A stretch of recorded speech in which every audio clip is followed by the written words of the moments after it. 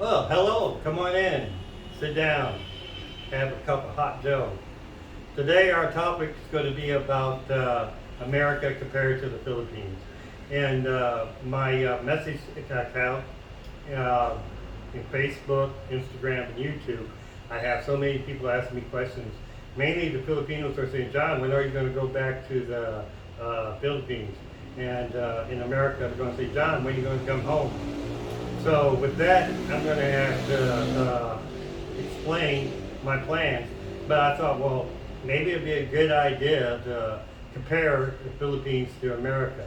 We're going to do red check mark to green check mark. First one I'm going to start with is the opposite thing, is the noise. The noise here is crazy. You cannot find a quiet place. If you want a little peace and quiet, it's impossible. Now, the nearest road to my house is about a quarter mile away, and day and night you have motorcycles, jeepneys, trucks going up and down the road. The motorcycles, they don't have no noise rules here, so you have them adjusting the carburetor so it will backfire while they're going down the road. And you got the chickens all night long, you got the dogs barking. I'm pretty amazed right now that it's not as noisy as it usually is. Then on Friday night, which this is a Friday night, you have the karaoke going all night long, Saturday night, and you have 3 or 4 people doing karaoke at the same time, so it's a little bit harder. As you can hear right now, somebody with their carburetor adjusted so they can make it a little bit louder. Now you get into America, even in the big cities, if you go to a city park, you're going to find a little peace and quiet. You go to a city park here, because of the population, you can expect you're sharing that city park, which may only be about a block square, full of maybe 300-400 people. Everybody playing their music, yelling, playing. You got motorcycles going up and down the street in front of the park. Yeah, it's very hard to find a quiet place. For the last 4 days, I've been trying to make this video.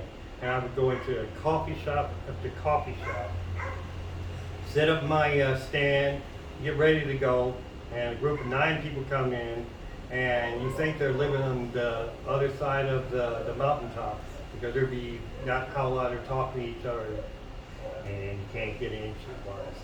So anyway, on this one, I would give America the green light, because hands down, it's a lot more peaceful in America than it is here. Now the next one I want to talk about is respect and politeness. On this one, I'm going to straight up say America gets the double red check mark. When I was in America, if I walked past a place and looked at somebody, I would get the middle finger. I hold a door for somebody. I would hear, "Hey, dude, I'm not crippled. I don't need you to hold that effing door for me." Yeah, it's just totally placed. Everything in America is to insult and to bring down people. You know, in the Philippines, it's the opposite. I walk up to a door and I would have young kids hold the door for me. I would have the security guard open it. I even have the police officer walking down. He sees me going into a place, he'll open the door. They're all here. I would hear from all of them, "Hello, Paul. You having a nice day?" You know, Paul is like sir, mister. It's a form of respect, or like grandpa, grandma. You know, for the older people, they want to show you respect. I get on a jeepney. No, I guarantee you, if you got on the city bus in America, and you go to the back and you hand them a $5 bill and you tell them to send it up, that you want to pay for your bus ride and send it back, you're not going to get the money back. In America, in Philippines, you get on a jeepney, you hand somebody some money, it's going to go through 7 hands, and the driver's going to get the right amount of money. Now, if you gave more, then when it comes back, you're going to get the right amount of change back. So if I was you, I would most likely just come to if you come to the Philippines, you will be met with a lot of politeness. Now, the next thing I want to talk about is going to be geographics. Geographics, okay. Here in the Philippines, you have maybe 5, 6 mountains, several volcanoes, things like that. And they're pretty nice to see. But everything you go to look at, you got to pay for. I mean, if you want to walk up a mountaintop, you're going to have to pay to walk up that mountaintop. If you want to go see the volcano, you got to pay to see that volcano. Most of the nice beaches in here, you got to pay to go on that beach. Now, in America, like I said, I'm from Missouri. I was born and raised there. But I also lived in other places. I lived in Kansas, Oklahoma, Arkansas. I spent a lot of time in Florida, and about only 6 months though, but I was in Mississippi. The first thing that stands out is, like I said, it's going to be quiet when you get in that park. It's not going to be 300 people within 100 yards of you chatting. You're going to have some peace and quiet. But the nice thing is, a lot of it's free. You don't have to come up with any money. There's a place in Missouri called Blue Springs. One of the most beautifulest places I would say I've ever seen. And I've been to a lot of places in here and other countries. Ain't anywhere more prettier. It's free. Go down there, you can see it, and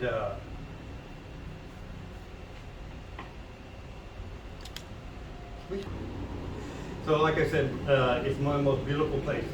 You can camp there. You can, I think camping's like $5, so that's 250 pesos. That's for camping. Picnic, free. Swimming, free. Hiking, free. Now, you go to a national park in Missouri. Now, this is by the United States, and it's Big Springs. It's one of the largest springs in America. They have hot showers, they have a laundromat, they have theater at night you can watch. You have maybe 20 different spots in there where there's allowed to go have a picnic. Camping is only about $16 a night, and but you can use the place during the day for free. It's only if you want to spend the night, and it's free. So hands down, this one here will have to go to America. Now the next thing I want to go to is healthcare. And hospitals, doctors, nurses, stuff like that. On this one, I would probably give it a little bit equal. You go to America, okay, you're going to get some of the best medical care in the world. They have the best stuff, but it's going to cost you. A good example was before we had this Affordable Care Act, my insurance was $190 for me and 2 boys. After the Affordable Care Act, it was $490 for me and the 2 boys. So before I had no deductible and $5 I paid for my medicine. Now I have a $5,000 deductible in America. Here in the Philippines, they do have Philippine Health, but the hospital itself is so cheap I don't really bother with it. I went in for a checkup.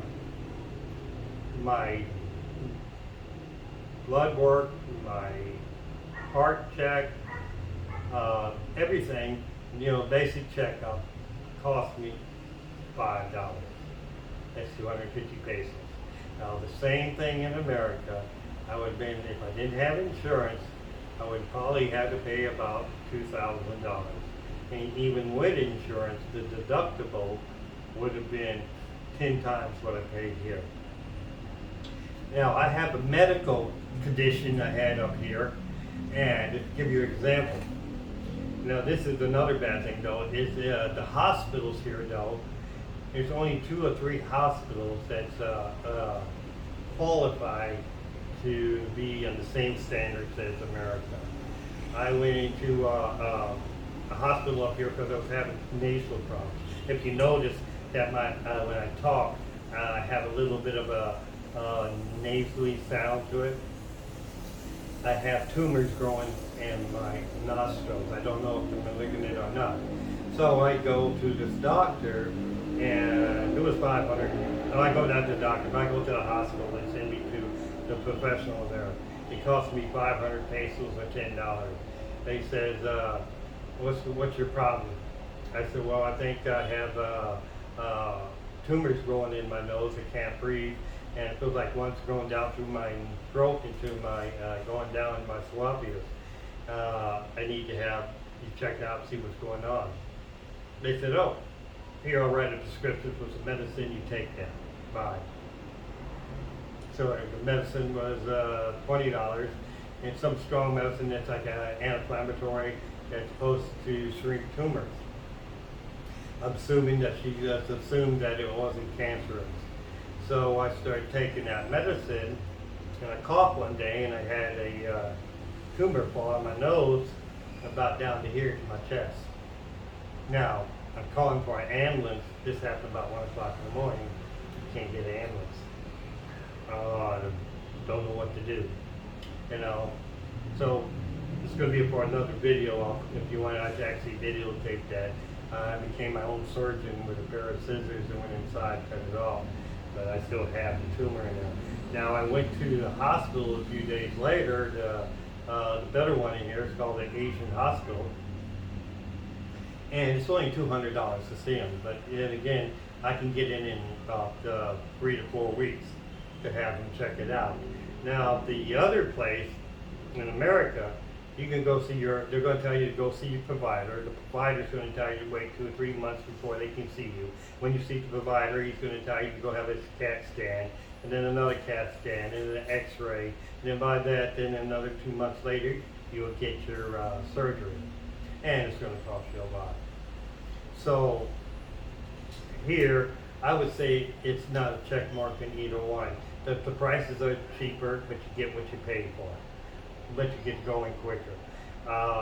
Me personally, I would probably most likely go to Thailand. Now Thailand, most of their hospitals are modern. The prices are almost the same here.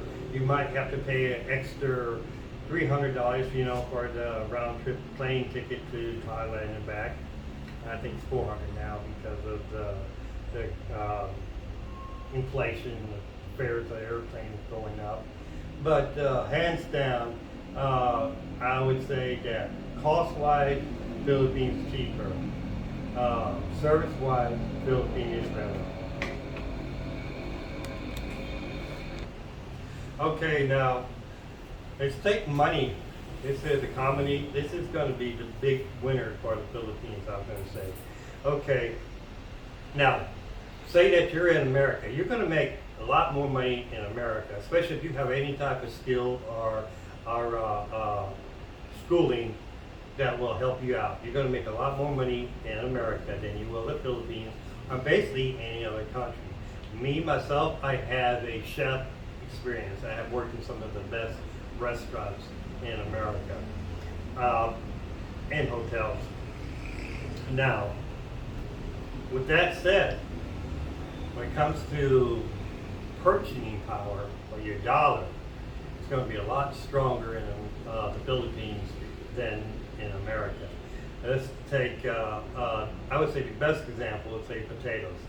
I went down to the store the other day and I brought one potato, probably about the size of this coffee cup. It cost me $3. That's a lot. But also, in America, when I was working at Walmart before I left, we were selling buckets. Before the pandemic hit it, we're selling a bucket of chicken for $6.50. Within 20 months, that same bucket of chicken went to $40. So it all depends on what you're buying, but I would say you can take your American paycheck or Social Security and you bring it here, and you can buy 4 times as much as you can in America. Something like potatoes and meat. No, you ain't gonna get that here on the island. But say like you want to buy 2 pounds of rice. Oh, great! That's going to cost you $1. Rent, depending on how you want to live. My place here is a 1-bedroom, living room, kitchen, dining room, and a second kitchen and a washroom, bathroom, CR for you Filipinos, and that's costing me about $89 a month. Now this same place, if I had it in America, maybe $800. So it's about 10 times difference. So your money's going to go a lot farther here. And depending on where you buy your food, it's going to be cheap too. I'm going to do a video later on that. I'm going to work from the lowest to the highest, a place to buy food, from the market to the local stores, to the superstores, to the rich stores, and to maybe at the end pay to shop like Costco or Sam's Club or someplace like that. That will give you an idea. That's going to be on another video. And also I'm going to do about churches. I'm going to do about housing, special videos on that. So besides that, that's going to be the thing. But now, one thing everybody else has been asking me about, and let's get back to what I said at the beginning. John, are you going to stay in the Philippines? Are you going to come back to America? Well, I'm going to make the Philippines my home base. I will be going back to America if I need to, because like I said, I have that skill set. I worked for Mythos, the #1 theme park in the world. I worked for Margaritaville, you know. I was a teacher and a trainer for Hyatt Regency Hotel. So I can go back and get a job if I need to for a while. But my plans are to be a home base here because it's just a lot cheaper to live here. And you know, I have feet and I have a passport. I can take that passport and I can go to anywhere I want to that's covered by America.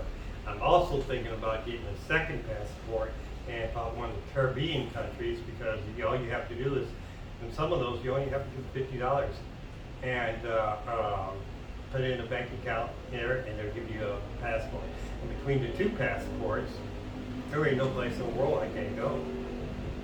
And so most likely I'm going to be having my home here, but I can go back to America. I have family there. I can, if I'm going to go back over a month, a couple of weeks, or even 3 or 4 months, I have a place to stay. And if I want to work, bring some cash back here for a special project or something, I can do it. And on my next video, like I said, I'm going to be talking about churches. I'm going to tell you a little bit about that. The Philippines is like the birthplaces for every new religion coming up. If you walk down the street, like every 3 or 4 houses, it's a church.